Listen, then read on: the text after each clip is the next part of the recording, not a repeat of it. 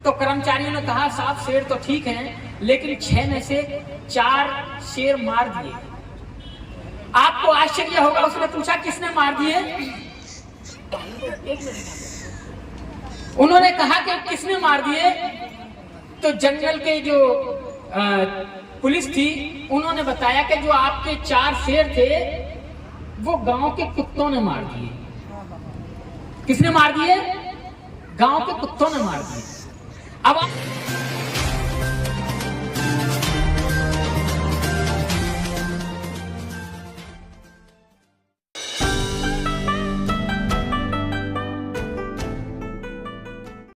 मैं नीलम जी को बुलाने से पहले आ रहा था, लेकिन वो पहले आगे में परिचय देता कि नीलम जी,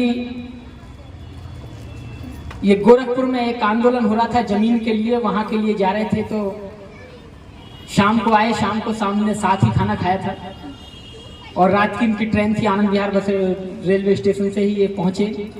फिर दूसरे दिन खबर मिली कि तो जेल में है। सरकार को इतनी दहशत हुई क्योंकि उस दिन वहां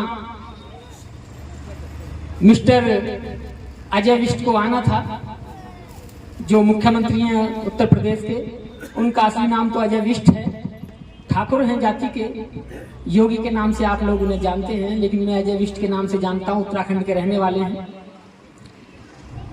उनको आना था। इन्होंने सवाल ऐसे कर दिए कि जो जमीन खाली पड़ी है और हमारे लोगों के पास नहीं है, तो उन जमीन को हमारे लोगों को दी जाए, क्योंकि जो वहां के कमिश्नर डीएम एसएसपी थे वो भी उन्हीं की जाति से बिलोंग कर रहे थे। तो वहां से आदेश हुआ कि महिलाएं तो क्या हुआ, उठा लो, डाल दो जेल में। और इन्हें उठा के जेल में डाल दिया।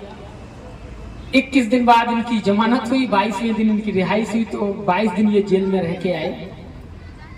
ऐसे लोग बहुत कम हैं जो पूरे परिवार के साथ निकलते हैं। भाई जय भीम प्रकाश जी, जो हमेशा इनके साथ रहते हैं, गाड़ी चाहे 24 घंटे चलानी है, चाहे 2 घंटे चलानी है, इन्हें लेकर जाते हैं। कहीं भी प्रोग्राम है वहां लेकर जाते हैं। एक बेटा है, उसे भी अकेला घर पे छोड़ के किसी के सुपुर्द करके आते हैं। लेकिन फिर भी अगर कोई कहीं बता दे तो वहीं जाते हैं। मुझे जैसे सूचना मिली तो मैंने नीलम जी से पूछा कहाँ हो, तो इन्होंने बताया राजस्थान। बताया क्या पता था मुझे राजस्थान। मैंने कहा आपको आना पड़ेगा। कि तो कितने को आना पड़ेगा? मैंने कहा कि 20 तारीख को पहुंच जाना, 21 में सुबह गांव चलना होगा। तो कल शाम को ही यहाँ पहुंचे दिल्ली राजस्थान से, और फिर आज यहाँ है। और यहाँ से जाने के बाद फिर राजस्थान चले जाएंगे क्योंकि चुनाव चला हुआ है वहाँ। हमारे साथी चंद्रवीर जी हैं, वहाँ से आदेश हुआ, मैं बिलासपुर में था क्योंकि मैंने भी चीवल ले रखा था 10 दिन के लिए। मैं भी वहाँ भिक्षु बना हुआ था आश्रम में। तो मैंने चंद्रवीर जी को भेजा कि चंद्रवीर जी आप देखिए। तो फिर वहाँ इलेक्शन चले हुए हैं, इस प्रोग्राम को खत्म करके फिर जाना है। 25 में फिर प्रोग्राम तो वापस में आना है। यानी कि जो एक कार्यकर्ता होता है वो 1000 आदमियों के बराबर कार्य कर रहा होता है। एक सामाजिक कार्यकर्ता पर 1000 लोगों से भी ज्यादा लोगों की जिम्मेदारी होती है। यानी कि वो अकेला आदमी एक अटेंडेंस लगाकर 1000 से भी ज्यादा लोगों की अटेंडेंस उपस्थिति दर्ज कराता है और कार्य करता है। तो ये जिम्मेदारी समाज के उन 1000 लोगों की बनती है कि हम उनकी देख रेख और खाने पीने चलने फिरने की सारी व्यवस्था का प्रबंध हम करें। लेकिन आज ऐसा हो नहीं रहा है। एक छोटी सी कहानी के साथ में आपको, कहानी नहीं एक सच बात बताने के साथ शुरुआत करता हूं। एक गीत दूंगा।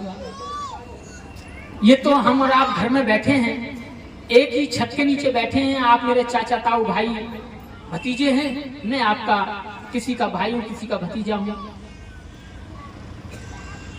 कि कलकत्ता का एक सर्कस होता था, एशियन सर्कस। आप लोगों ने देखा होगा नुमाइश में जाके, अब तो बहुत कम आता है। एशियन सर्कस में भालू, कुत्ते, हाथी सब खेल दिखाते थे, देखे होंगे सबने। अब नहीं दिखाए जाते क्योंकि सरकार ने एक आयोग बनाया और उसमें ये बताया कि पशु पक्षियों पर हम दया करेंगे और जो उनके साथ क्रूरता करेगा, यानी मार पिटाई या उनसे काम लेने की प्रक्रिया की जाएगी, उन्हें जेल में डाल दिया जाएगा। और सर्कस वालों से ये कह दिया कि आप इन जानवरों को अब कर्तव्य नहीं दिखाएंगे, इन्हें बिठा के खिलाएंगे या इन्हें जंगल में छोड़ो, क्योंकि ये जंगल के प्राणी हैं, ये भी आपकी तरह आजाद रहना चाहते हैं।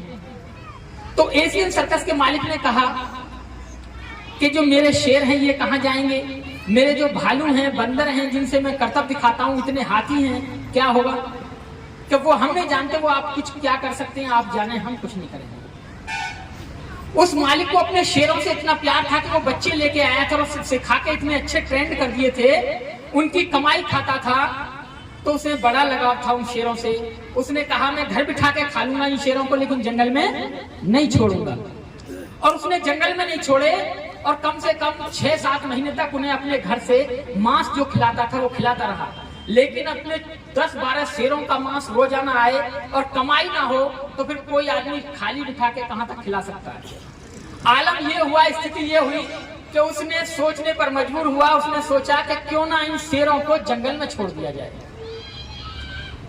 और उसने सरकार से गुजारिश की कि मैं इन शेरों को जंगल में छोड़ना चाहता हूं, अब मेरे बस की बात नहीं है कि मैं इन्हें घर बिठा के खिला सकता। अब सरकार ने कहा कि आपके जानवरों की पूरी सुरक्षा की जाएगी, आप इन्हें जंगल में छोड़ सकते हैं। एक दिन वो आया कि उसने उन जानवरों को ट्रक में भरा और जंगल में छोड़ दिया। जब जंगल में छोड़ दिया, बीच बीच में मालिक पूछता रहता था कभी मेरे शेरों का क्या हुआ, ठीक है कि हाँ ठीक है। अब 6 महीने गुजर गए। एक बार मालिक ने पूछा भाई मेरे शेर कैसे हैं, तो कर्मचारियों ने कहा साहब शेर तो ठीक हैं, लेकिन 6 में से 4 शेर मार दिए। आपको आश्चर्य होगा, उसने पूछा किसने मार दिए?